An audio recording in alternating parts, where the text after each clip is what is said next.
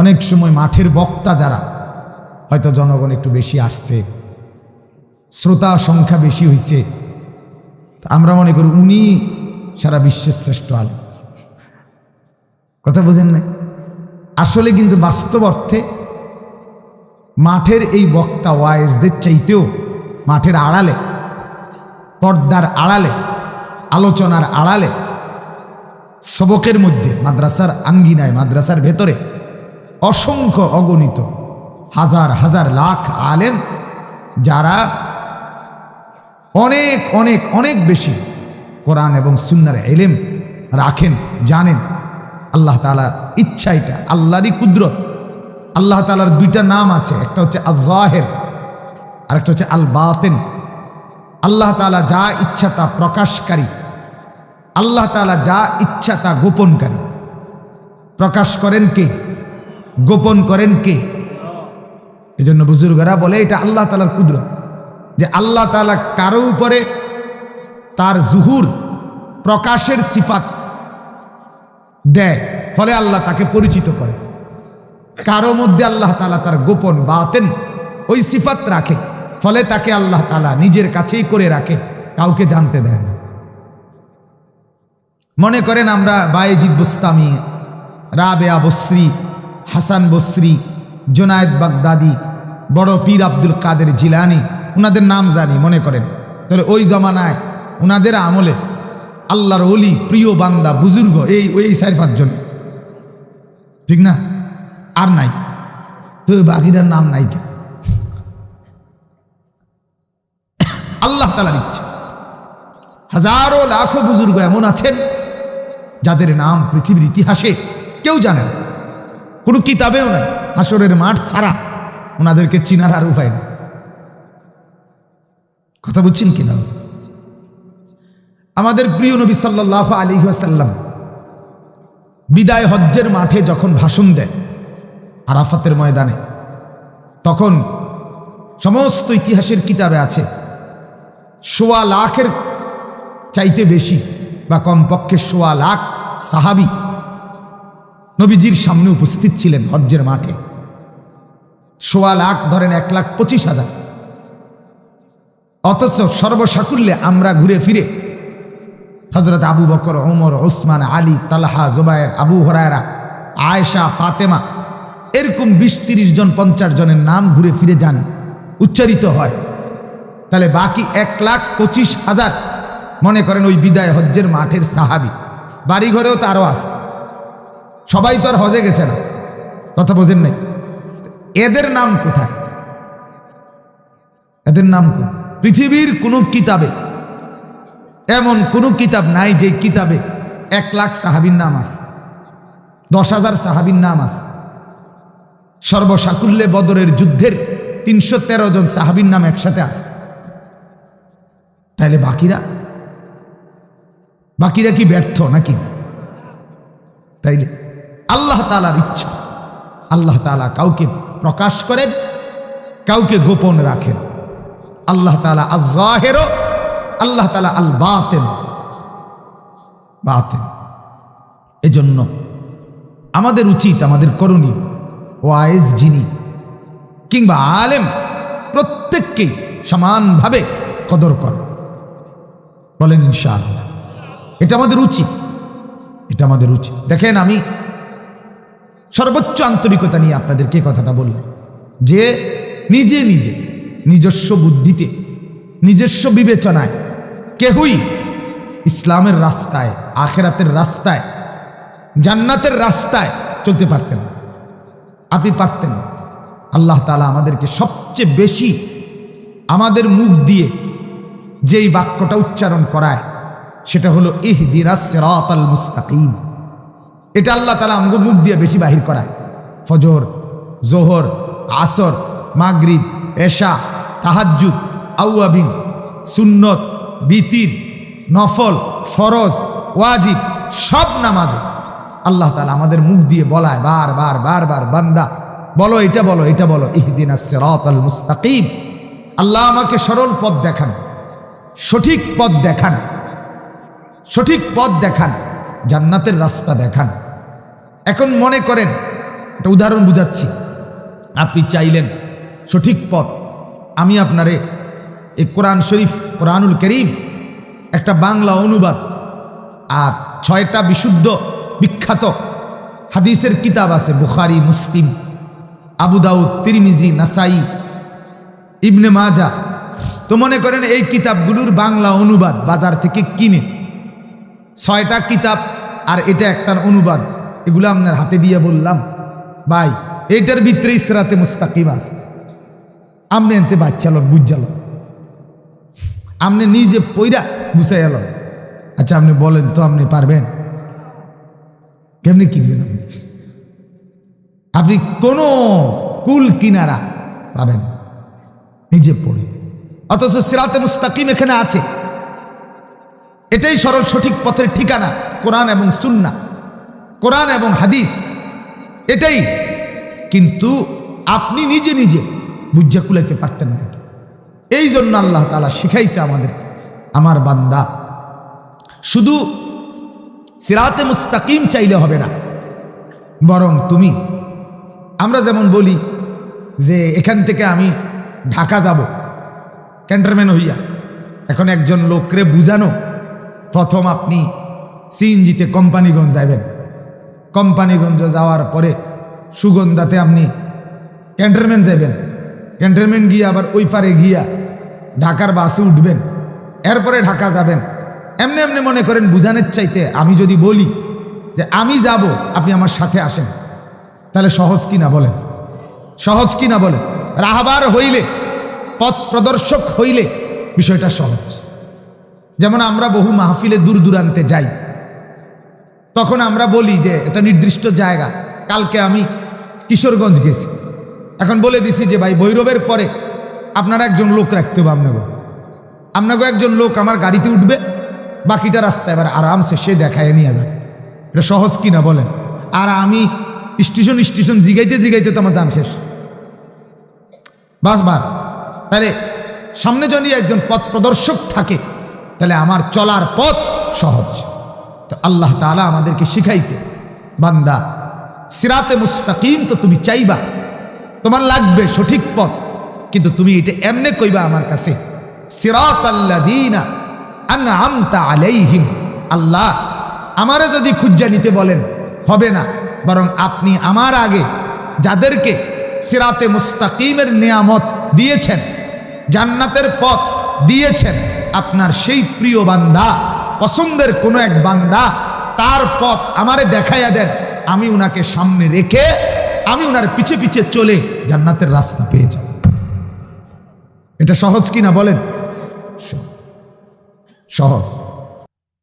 আর এটাই নিরাপদ পদ্ধতি, সহজ পদ্ধতি, যে কোনো একজন আল্লাহওয়ালা, মুত্তাকি, হক্কানি, রব্বানি, ফরহেজগার, আলেম দ্বীন মিলে যাওয়া কারো জন্য ওনাকে সামনে রাখবে, ওনার কথা মতো চলবে, আমল করবে, নিশ্চিত আশা করা যায় জান্নাতের পথ পেয়ে যাবে। এটাই আমরা বললাম। এজন্য আমার অনুরোধ, আপনারা যারা জওয়ান ভাই, মুরব্বী বাবা, ছোট বড় প্রত্যেকে যিনি বুঝছেন আমার কথাটা, আপনাদের কাছেই অনুরোধ, দয়া করে প্রত্যেকেই কোনো না কোনো একজন আল্লাহওয়ালা মুত্তাকি আলেম, মুত্তাকি হইতে হবে। শুধু হুজুর বললে হবে না, উনি মুত্তাকি হইতে হবে।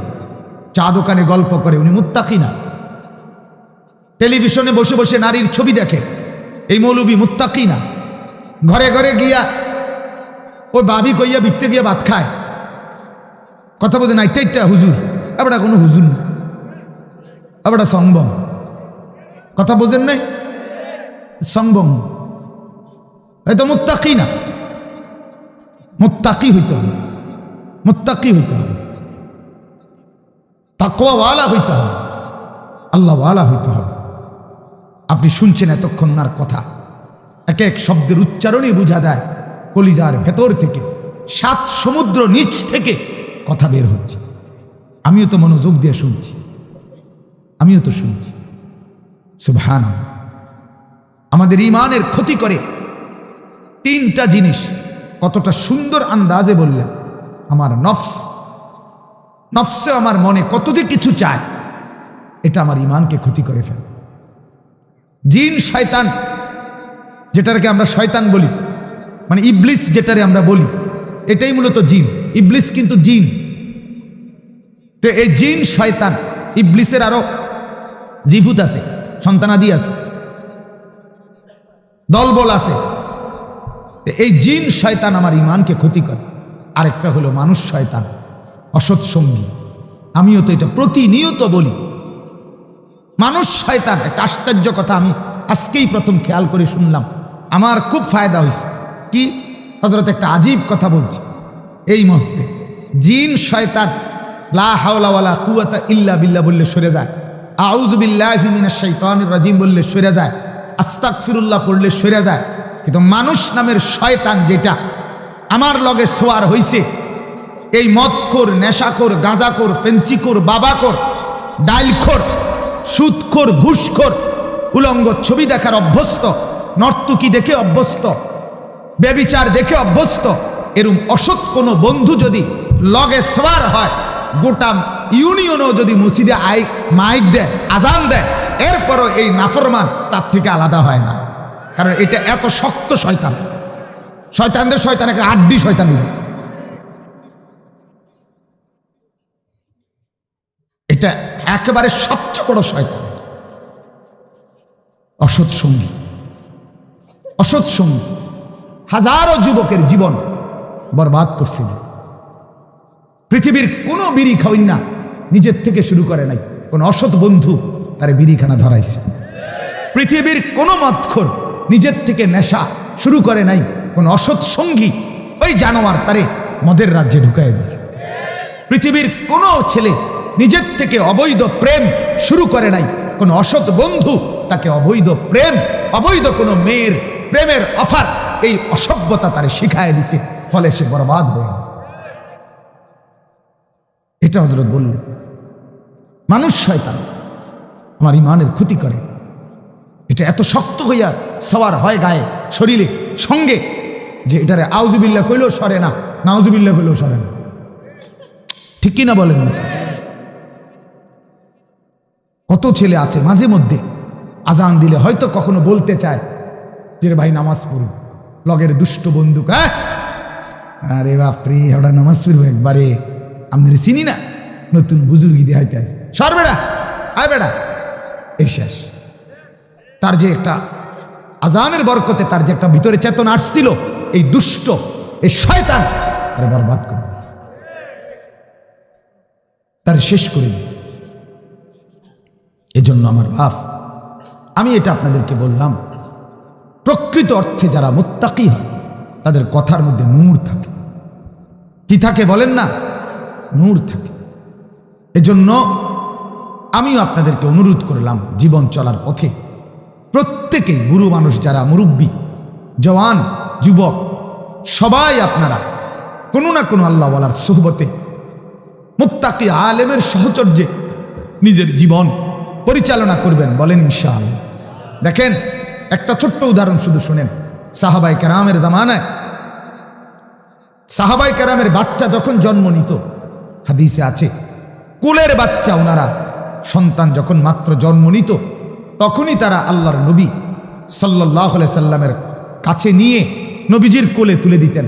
নবীজি নিজ হাতে মধু কিংবা খেজুর চাবাইয়া নিজের থুতু মুবারক ওই বাচ্চার মুখে দিয়ে দিতেন। তাইলে একজন মুসলমান চাইতেন প্রথম দিন আমার সন্তান যেন আল্লাহর নবীর নজরের বরকতে বেড়ে ওঠে। এজন্য উচিত আজকে ছেলে পেলেদেরকে, অসংখ্য ছেলে যদি মা বাপ কোন আল্লাহওয়ালা আলেমের কাছে নিয়মিত আনা নেওয়া করতো ছোট বয়স থেকে, তাহলে সে চরিত্রবান থাকতো। ছেড়ে দিছে সম্পূর্ণ তার হাতে ছেড়ে দিছে। বাবারও কোনো পরোয়া নাই, মারও কোনো পরোয়া নাই। 6 বছরের বাচ্চা আজকে বেড়ে উঠছে মোবাইল হাতে নিয়ে। 6 বছর থেকে বাচ্চাটা বড় হচ্ছে মোবাইল দেখে দেখে। মোবাইল তাকে হাসায়, মোবাইল তাকে কাঁদায়, মোবাইলই তাকে হাঁটায়, মোবাইলই তাকে জীবন চালায়। চুল কেমন মোবাইল বলে যেমন, হাঁটা কেমন মোবাইলে বলে দেয় যেমন, গেঞ্জি, জামা, শার্ট, প্যান্ট, চলা ফেরা, আচার ব্যবহার, কথাবার্তা, রুচি, হ্যাঁ আনন্দ, আগ্রহ, অনুভূতি, প্রেরণা সব কিছু মোবাইল নির্ভর। এটাই কি ছিল কথা? কথা বলেন না, এটাই উচিত ছিল আমাদের? আজকে আমাদের সন্তানরা এভাবে বেড়ে উঠছে, যার ফলে গ্রামের, মহল্লার, এলাকার পূর্বপুরুষের, বাপ দাদার বংশধরের কারো কোনো পোশাক, জামা, চুল, স্টাইল কিছুর সাথে তার মিল নাই। সে কোন দেশের মানুষ, কার আদর্শে চলে, কার মতে চলে, মাও জানে না, বাপও জানে না, ওই ছেলে প্লাস্টিক খেতে নিজেও জানে না, অপদার্থ নিজেও জানে না। তারে জিজ্ঞাসা করো, তুমি কি বাংলাদেশি না ইন্ডিয়ান না আমেরিকান না ইটালিয়ান না রোমানিয়ান, তুমি কি তা তুমি কর? তুমি কি ফুটবলের খেলোয়াড়ের মতো না ক্রিকেট খেলোয়াড়ের মতো না সিনেমার নায়কের মতো, তুমিই কর। হে বলবে না আমি কিছুই না, আমি যখন যেটা মন চায় তখন করুন না ফেলতে।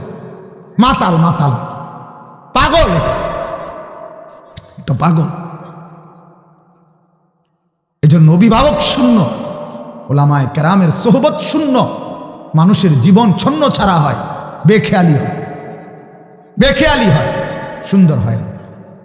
আপনি দেখেন, আপনি আপনার জীবনে দেখেন, ডানে বামে আপনি তাকায়া দেখেন, যে মানুষটার জীবনে কোনো আলেমের সোহবত আছে, সাহচর্য আছে, তার জীবন কেমন? আর কোনো আলেমের সোহবত নাই, তার জীবন কেমন? কত সাধারণ মুরব্বী কোনো আলেমের সাথে যাদের সম্পর্ক, তারা জীবনে কোনোদিন বিড়ি খায় না। কোনো আল্লাহওয়ালার সাথে যার সম্পর্ক নাই, উনি 60 বছর বয়সেও মানুষের সামনে চা দোকানে বসে বিড়ি খাইতে লজ্জা বোধ করে না। উনি জানেও না ওনার মৃত্যুর সময় কাছাকাছি। উনি এখনো টেলিভিশন দেখে, এখনো নাচ গান দেখে। কেন? শুধুই কারণ সোহবতের অভাব, কোনো আল্লাহওয়ালার সংস্পর্শের অভাব, কোনো নেক মানুষের সাহচর্যের অভাব, সাহচর্যের অভাব। কোনো নেককারের সাথে কেউ থাকলে, আল্লাহর নবী বলছে নেককারের সংস্পর্শ এটা আতর বিক্রেতার মতো। আতর বিক্রেতার কাছে গেলে সুগন্ধই সুগন্ধ, আপনি কিনলেও সুগন্ধ, না কিনলেও হেঁটে গেলেই আপনার হাতের মধ্যে একটা ডল্লা দিব, যে কোনো একটা আতর, অথবা দোকানটার মধ্যেই আপনি আতরের ঘ্রাণ পাবেন। আতর বিক্রেতা শুধু সুগন্ধেই বিলায়, ঠিক ভদ্র নেককার কোরআনওয়ালা দিনওয়ালা সে শুধু সুগন্ধেই বিলায়। আর মন্দ সঙ্গী, আল্লাহর নবী বলছে কামারের দোকানের কামারের হাফরের মতো, যেটা টানে আর ধোঁয়া বের হয়। আল্লাহর নবী বলছেন অসৎ সঙ্গী সে শুধু ধোঁয়া দুর্গন্ধই দেয়। একবার কয় বিড়ি খাইবিনি, আবার কয় মদ খাইবিনি, আবার কয় নেশা করবিনি, আবার কয় ছবি চাইবিনি, আবার কয় বেড়ি চাইবিনি, আবার কয় পার্কে যাবিনি, আবার কয় কক্সবাজার ঘুরবিনি। মানে অসভ্যতা ছাড়া তার জবান দিয়ে দুর্গন্ধ ছাড়া আর কিছুই বের হয় না।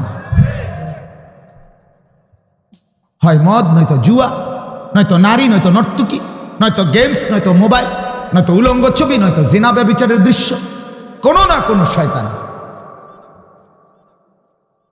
দুর্গন্ধ। এজন্য হযরতের এই বয়ানের কারণে আমি বললাম, আমার দিলেও আসর করছে। আল্লাহ তাআলা ঈমানের সম্পদ উলামায়ে কেরামের সাহচর্য থেকে আমাদেরকে রক্ষা করার তৌফিক দান করেন, বলেন আমিন। মুহতারাম হাজিরিন, বাস্তব সত্য যে কথাটা, কোনোভাবেই আপনারা কেউই এখানে আন্দাজ করতে পারবেন না যে হযরত কি বড় মাপের আলেম। শুধু একটা উদাহরণ বলি, আমার পরম শ্রদ্ধেয় শায়েখ আরিফ বিল্লাহ হাকিমুন নফস আল্লামা মুফতি মুশতাকুন নবী কাসিমি হযরত দামাত বারাকাতুহু, আপনারা প্রায় সবাই চিনেন হযরতকে। উনি যখন ভারতের দারুল উলুম দেওবন্দ মাদ্রাসায়, আমাদের সারা পৃথিবীর শ্রেষ্ঠ দ্বীনী প্রতিষ্ঠানের অন্যতম, সেখানে পড়তেন যখন, তখন হযরতের পড়ালেখার জীবনে এই হযরত আজকে যিনি কথা বললেন, তিনিও তখনই পড়তেন, একই বয়সী, একই সময়।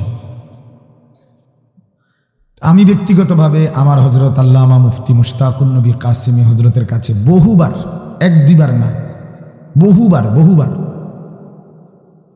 ওনার জবানে আমি শুনেছি ওনার কথা। আমাদের হযরত বলেন যে ওনার পড়ালেখার জীবনে দেওবন্দে আমাদের এই হযরত মাওলানা মুফতি হুসাইন আহমদ সাহেব হযরত বলেন যে হুসাইন ভাই তার চাইতে বেশি মেহনতি, পরিশ্রমী, মেধাবী আর কোনো তালিব ইলম উনি দেখেন।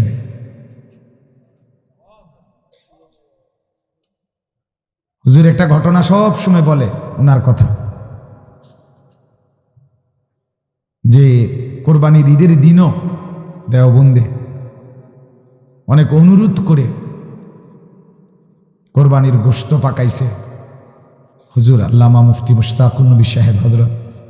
ওনাকে বহু অনুরোধ করে ওনার সবক থেকে, পড়ার থেকে, মোতালাত থেকে তুলে এরপরে একটু খাওয়াইছে। এটারে খুব মজা করে হুজুর বলে যে বহু অনুরোধ করে ওনাকে, হুসাইন ভাইকে একটু খাওয়াইছে, উনি এতটুকু সময়ও নষ্ট করতে রাজি না। এই জন্য আসলে এটা বাস্তবতা, বাড়ি বলা না, মূলত এমন অগণিত আলেম, মুহাক্কিক, বাহরুল উলুম, ওলামায়ে কেরাম আমাদের এই জমিনে, আমাদের এই দেশে আছে, যারা ওয়াজের মাঠে না, বয়ানের মাঠে না, ওয়াজ, বয়ান, বক্তৃতা এগুলো করে না, কিন্তু বাকি হাজারো লাখো ছাত্র, তালিব ইলম, যাদেরকে আলেম গড়ে দেয়, ওনারা গড়ে দেয়।